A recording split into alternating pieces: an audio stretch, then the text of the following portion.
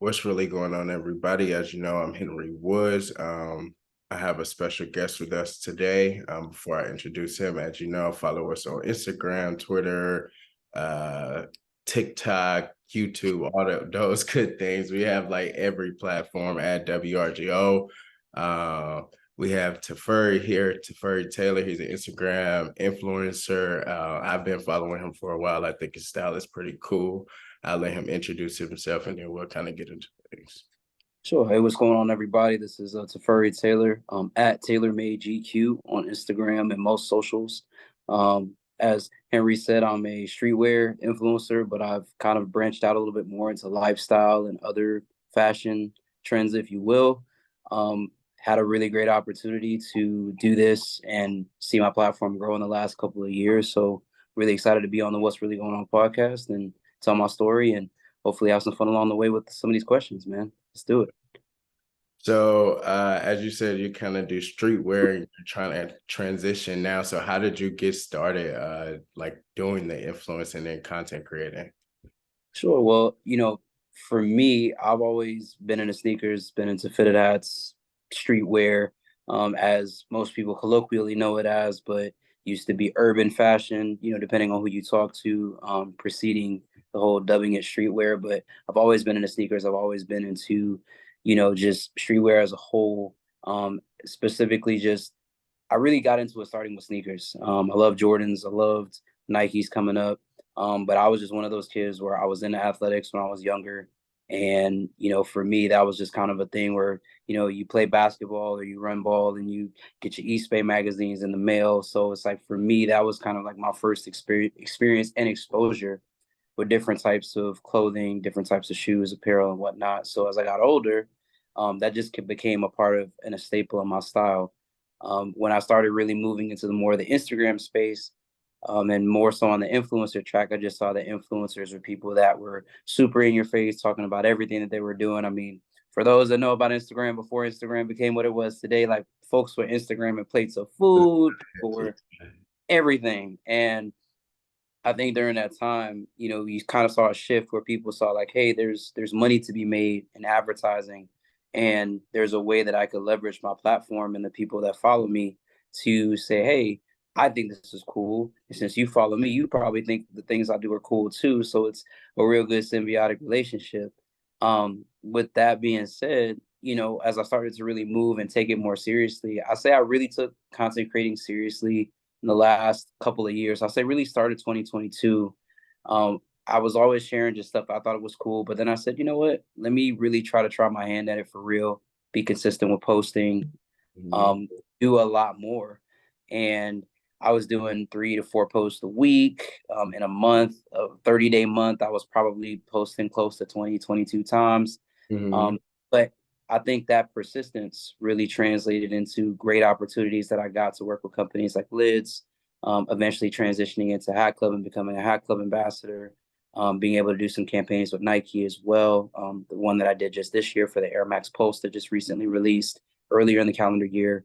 And then transitioning into more like Fashion Nova, where like the looks are not explicitly just Stussy or Supreme or Mhm. Stone Island or anything like that, but it's more clothes that the everyday person probably has access to if they're not really super, knee deep in the streetwear. So I feel like as my platform has grown, it's forced me to grow too from a style perspective. It's like try flare jeans, try jorts, try things that although they are and can be considered streetwear, how to make it look like something where someone looks at that and says, "I rock that," and I Mhm. and I feel like that's like the big challenge in doing any of this type of stuff is trying to figure out ways to be authentically you, but also figure out for new waves and trends that are hot, try to figure out ways to incorporate that into your programming as well. So been really blessed to be able to do that and see my platform continue to grow and more opportunities. So extremely thankful for that. No, you said like several points in there that I kind of want to get into. One for like, Sure. because I'm kind of like a style fashion person. I like to be entertained by it, but I guess for me, I fell off like after high school when I noted like I graduated in 2013. And I think that's when that was the prime of like let's say streetwear culture where everybody wanted Jordans and you had to stand in line and get the tickets and do all of that. That's when I Yep. kind of like stopped paying attention. Um, so it's cool to see that your interests kind of like have continued to grow and it has benefited you. I would say like one, I want to know how do you split your time, or one, are you a full-time influencer to where like you have benefited to that affords your whole lifestyle and you don't have to stress about the balance of time? Because I know that's kind of something you spoke on with like getting started in 2020. So yeah, so I mean, I'm actually a degreed engineer, so I got my bachelor's in science and electrical engineer from Georgia Tech back in 2016. Go Jackets! I've been working as a full-time engineer. Pretty much, I say close to about, if including my internships and co-ops when I was in school, um, and then also my full-time work experience leaving school, have a like probably about a mid-senior level, so 6 to 8 years of experience. I'm currently right now in the legal field. I do patent work, so I kind of leverage the skills that I learned through being a practical engineer and help people write patents, prosecute patents, to be more technically accurate. And I've been doing that now for a little over a year. So I think that for me it's been interesting. And one thing about me is I always like taking on new challenges. So I looked at this, streetwear influencer, content creator lane as a way for me to try to do something different. I feel that there's specifically, and I'll speak for, black males in this context, is I think that there's this weird sense of duality that we can't, be very buttoned up and professional in one sense, but then outside of that, we can still be inculcated in pop culture, knowledgeable. We don't have to be like the guy that's at work 24/7 to get respect. And I think that it's actually helped me a lot because I've had to learn how to balance and stand in both of those worlds. So my Instagram is very much separate from my professional life, and I purposely create that division or that schism because I don't want people utilizing what I do from a side hustle, creative perspective, and try to use that to paint me with a broad brush in other professional arenas, and vice versa. I don't want people to see me or see my LinkedIn and think, "Oh my gosh, he's super not approachable." And like, no, I'm a pretty cool person. Like, I don't I don't really mind just being, just like I said, like you could talk to me virtually about anything, within reason, obviously, but just I mean anything. And I think that's what's made my platform grow is I'm always authentically myself. I feel like if somebody looked at a picture of me and then had a conversation with me, it's like, wow, I get the same vibe as if I saw a picture. It's like, yeah, because when it's real, it doesn't have to be fabricated. And I think that's really what I pride my page on, is that I've really been able to do that and maintain that, over time. That's good to know because like that's something else I want to speak about. As an influencer, how do you stay true to yourself and your authenticity, considering like you said, you're on Instagram and as a person who's into fashion, you've kind of maybe tried things you wouldn't have or whatnot. So how do Yeah. you stay true to your authenticity and let work with brands that are truly, speaking to who you are as a person? Well, I think with anything as a content creator, I think it's just you have to have an eye, and I think a discerning eye to know like what really aligns with your brand vision, and what doesn't. So, brands will message me all the time, and I'll sometimes like it'll be in my message request, and I'll look at it, and I'll go look through their profile, and I'll say, you know what, you may be a really great brand, and you might have very good marketing, but for the type of style and clothes that you push, maybe that's not really cool with what I push. And just being authentically honest about that, because I think a lot of people look at when you get into this space, it's like, oh, that's money, you could do that. But it's like there's such a thing as, and I heard a saying once that it said like, why do you not see Ferrari commercials on TV? And the person who was asked the question responded and they said, well, because the people that buy Ferraris don't watch TV. It's That's like, interesting way of yeah, looking. so like so when you think about things from that perspective, it's like think of your brand as your company, your storefront. And in any brand or any company or storefront, anything that we look at that has great brand synergy, I look at Apple, Nike, just to name a few. Even Hat Club, a company that I work with, there's an infusion of brand consistency and messaging. So if we're a company, like for example with Apple, we make products with the customer at the front of what we design. So we look for things where maybe it's not so much we have the greatest, fastest processor ever, but we maybe put a button here because we know ergonomically sense, and things like that. Like, a lot of the times I found myself complaining, like, for example, on a side note about Apple and how they do things with the iPhones, and maybe as they get older or more advanced, it's minute changes. But then, when you look at those minute changes, those add up because it's like, oh, wow, that's really cool that my phone does that. I didn't really even think that I needed that, but no, That's I the do. way I'm looking at it. Yeah, so it's like, so I think from that vantage point as an influencer, you always just want to have a perspective of just being true to your brand voice. And my brand voice is, like I said, I'm a minority. I'm a person of color that is in an engineering world. My love for sneakers and streetwear has afforded me an opportunity to be able to do things in that space. But then also I can take that professional acumen that I have and mentor and have conversation like about, hey, when you have a brand deal, these are probably things that you want to ask. Don't be afraid to advocate for yourself because these are lessons and things I've had to employ in my own professional life. So it's like now when I'm just doing it for myself and a brand says, hey, we want to pay you in 60 days, it's like, how about 15?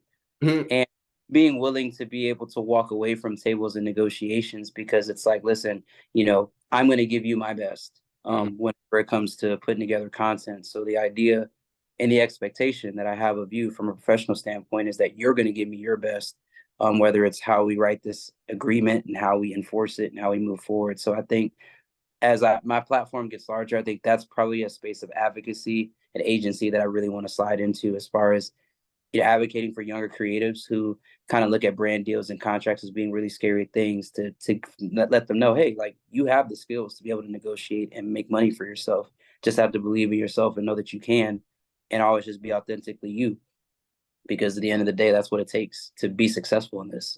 I wish that people wrote a book about that, about being authentic, because there's a lot of people that really don't understand that. You could kind of tell through how they just conduct themselves on social media. So That's dope. That's like a goal for you to like reach back and teach younger influencer and considering Black men don't largely exist in that space. How do you speak toward that, or what are some obstacles outside of maybe negotiations that you maybe seen people with your same following or style benefited more than you have?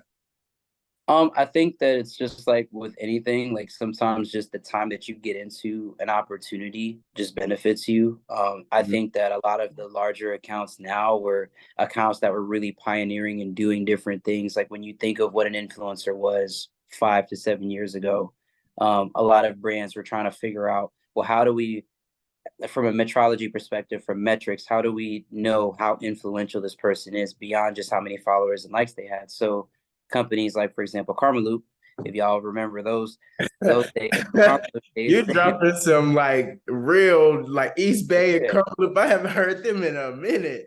yeah, but it was like at that time, like that's really how they measured influencers. Like each Mhm. influencer had a link, and you put your link in your bio, and people when they shop, they would hit your link, and like Oh, it yeah. used to be the most annoying thing for me because I wasn't in the influencer space at the time, but it's just like, yo, click my link, and I'm like, why would I click your link when I go to Karma? But in understanding the evolution of what influencing is now, it's like back then that was the way that you really looked at, I guess you could call it affiliate marketing now. That was really the beginnings and the seeds of that. To where now a lot of companies really like to do the affiliate marketing because it's like if you don't put a whole bunch of legwork in and you don't get a whole bunch of people clicking your links and utilizing your specific designated portal to make sales, it's like they don't have to pay you out as much. Mhm. Versus when you've built a following for yourself, you're already known for high quality content. Now they can't really play the affiliate marketing card. They can try, but it's like, hey, well, that's interesting. I like the fact that you're thinking that way, but I personally was more interested in doing user generated content, which is like I take pictures in your product, I Mhm. give them to you for a price. If you choose to whitelist them, whatever, I get a portion of whatever you put that out there for with ads, and we can go our separate ways. And I don't have to worry about putting the link in my bio and hoping people click on it because with Reels, TikTok, like you said, like this generation is not really, I guess you could say, geared towards geared towards clicking and reading. It's like everything is, 5-10 seconds. Instantaneous, That's yeah. Yeah, like the attention span is small. So it's like you have to find ways to engage. And I think that's, if you're going to be a content creator and influencer in today's world, you have to be adaptable. I think if I could surmise it to one word, I'd say you have to be adaptable. You have to be informed, you have to be adaptable, and you definitely have to be able to figure out ways to infuse your own voice to where it's like it doesn't like you completely, man, you bit this other dude's whole flow and how he, Mhm, puts things together. Like mhm. you don't want to be that guy. You want to have a unique way that you bring, content to life and like have people digest it, because that's the thing that makes people follow you. It's like that it factor. It's like, what is it uniquely about you that makes people be like, yo, he's pretty cool, like let me share this with my homie, or let me share this with a homegirl of mine, like. And that's why I like a lot of people that a lot of things that I learned in the social media space I actually learned from women in that influencer space, and how they interact and how they respond with their followers, and they just make it a conversation. It's not like, yeah, bro, appreciate it. It's like, no, like I could talk to you about like, hey, this is the palette and the idea I had when I put this outfit together, and I thought it came out pretty cool. Appreciate you for dropping a comment. It's like that's not me being fake. That's legitimately me trying to have a conversation with you. Because if we were out in public, like you know how it used to be, like you was Yeah. in school, somebody may say to you like, yo, bro, you did that. That's a dope fit, and you'd be like, yo, man, I appreciate you. Like, yo, these were the last joints at the mall, and you're like, word, that's crazy. It's like, so that's again organic, natural, just authentic communication. And I think that's what I'm seeing, success from. It's just being organically me and being myself. That's pretty cool. And it's dope to know that you've been able to like hone that and then also learn lessons that you still want to like take back. And again, we brought you on to kind of speak about more things that you have going on, which is Fit Talk Friday podcast live segment. Yeah, Host with two other gentlemen and style influencers. Tell us more about that. sure. Yeah. So with Fit Talk Fridays, I initially kind of looked at the idea because I looked in the space of Instagram and I didn't really see. I saw platforms where they were talking about fitted hats. I saw platforms and they were talking exclusively about sneakers, but I didn't really see a platform where people were really being celebrated for just putting together really good fits. Like, yeah, I'm sure folks know about the pay for promo pages, and you gotta send them PayPal, and maybe you get posted this week, maybe you never get posted. Uh, no shade, no tea, but that's just the way No, it is. you telling it all because I'm already hip. I'm hip. I'm hip. I done Yeah. once or twice. I'm not gonna lie.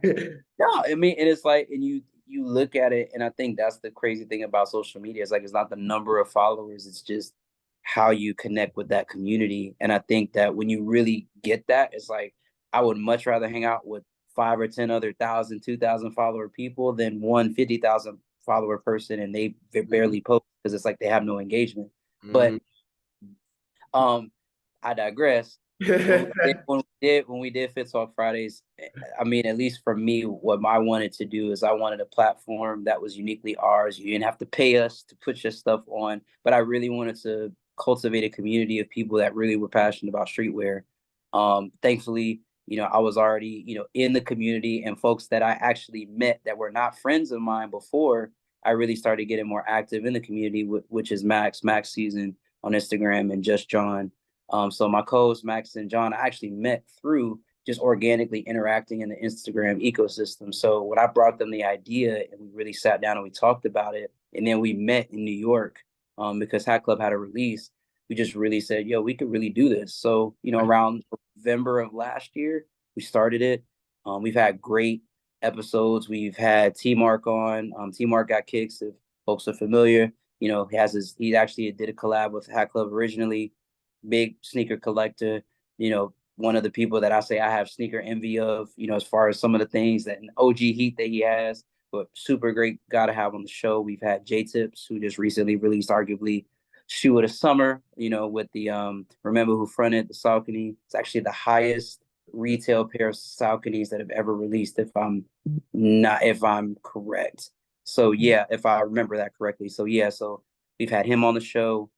We've had I'm Ashley Hall. Like we've had like a variety of different hosts, and I think that's one of the things that we really are trying to focus and expand on with our segment, is really trying to find not just people in the fitted hat space or sneaker spaces, but store owners, people that actually add to the culture, beyond just having to necessarily be boots on the ground putting fits together. So we're approaching a year now, Mhm. almost close to the episodes. We had a hashtag that we actually took over from somebody else. I think Fit Talk Fridays initially was literally a hashtag about health stuff, like working out. And nine Okay. months later, we're like almost at 2,000 posts from people who just subscribe to it. And we're recent, we've like all of us have recently become Hack Club influencers, so we're utilizing our platform there as well to help leverage it. So it's a great and exciting time. I'm happy that I did it with these guys, and I'm really excited to see where it takes off and goes from there. No, that's dope. As you know, we're growing our like thing, so we know that hustle and bustle, and it's cool to know that, like, or see or hear how you guys met like that over the internet. And that speaks to the power of influencers and how you can network and leverage that to create greater opportunities, like for yourself. So that's pretty cool that like that Yeah. are positioned that way. Because I don't think I've ever heard of a like story to maneuver like that. No, So, it was crazy how it came together. I feel like that was just it was just right place, right time, right people, mhm, and it came together well. And then it's like, and I think the funny part is that when we first start, it's like when you think your first show, you have T Mark on, and then probably like 2 or 3 episodes later, you have J Tips that's on the show. And it's like you're talking, and he's like, "Yo, like, yeah, I watched your profile and your content for a while, bro. Like, I respect what y'all doing. Like, keep doing what you're doing for the culture. Like, that's really impactful because then it gives you that confidence to where like when you walk into places and people are like, yo, we love what you're doing. It's like mhm, after a while you start building momentum. So I mhm, think in my mind, I think we're at a really cool place in a juncture where we have that opportunity to utilize our independent platforms, bring them together, and then ultimately kind of push us up even higher than we even thought we could get. mhm. Um, so it's been a ride, but like I said, I'm really thankful for my guys, Max and John. I like I said, I couldn't have asked for two better co-hosts to really do this together. So it's been a ride, and I can't wait to see where else it goes this year. That's pretty dope. So, do you have any other upcoming projects or anything you want our audience to know about you? I've enjoyed the interview. You've taught me a lot, and I can tell, like, I do marketing, and a lot of the terminology and what you're using, I can tell that you're in tune with analytics and you know how to like tap in. So, it's cool to see that you kind of taught yourself that, assumably, Yeah. and that process because it's a bustle. It's a bustle. It's very tactical. Big hustle. But yeah, I mean, for me, I just recently announced that I'll be doing a hat design with Hat Club. I'm from Atlanta originally, so the hat will be an Atlanta crown. I'm, Okay. start to get more information. I would definitely use my social channels to let folks know how they can have a chance to get it. So this will be my first hat with Hat Club. I've never designed a hat before, never, I think, even had the desire to do it until I really started hanging out with people that did it, I guess you could say gratuitously. And it was just like, oh man, that would Well, be cool to do that. Cool to do that's something from dope, home. bro. That's congrats. That's dope. That's dope. Thank you. So it's like, using again my vehicle as an ambassador to bring attention because Hat Club doesn't have a presence here outside of me and one other guy who was an ambassador before I was, shouts out Manolo Prado here in Atlanta, Georgia. But I feel like in many ways, just seeing how I can use that platform to bring more attention to my hometown because Hat Club is a really big company, definitely a company with a lot of influence within the fitted hat community. So I think this is really going to be a cool way to bring in a little bit of Atlanta flavor to what Hat Club does and see how that can continue to develop a relationship between them and the city of Atlanta. So super excited to do that. I just actually dropped a content piece that I did for JBW Watches. Um, so that'll be let's see here. So that'll probably be that's probably the most recent development that I've had. They have a collection called Coast that will be dropping on the 21st, which I believe is Thursday.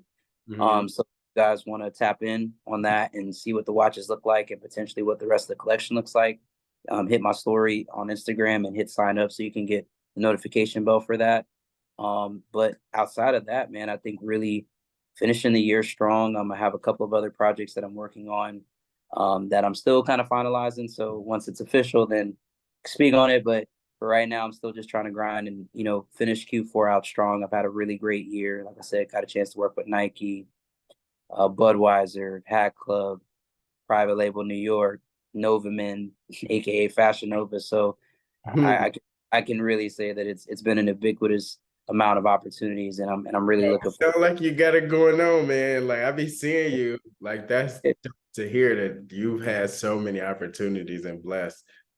Yeah, man. So it's like I always give, glory to God first because, without him none of this is possible. And I think in the midst of doing that, just continuing to remain humble and just understand it can be taken away from you at any point. So the goal is just to be, like I said, be humble, be present, be centered, be intentional in all that you do and who you connect with. And to your point, like my degree is in engineering, it's not in marketing. So being respectful of those who know more than me to ask questions like, well, hey, how do you negotiate this or how do you walk that? And Mhm. after doing it now for a couple of years and learning the terminologies, net payments and exclusivity rights and understanding what your value is compared to the market and using your analytics to because it's a pitch, you're still pitching yourself. So, Look, I'm gonna chop all of this up and send it to you.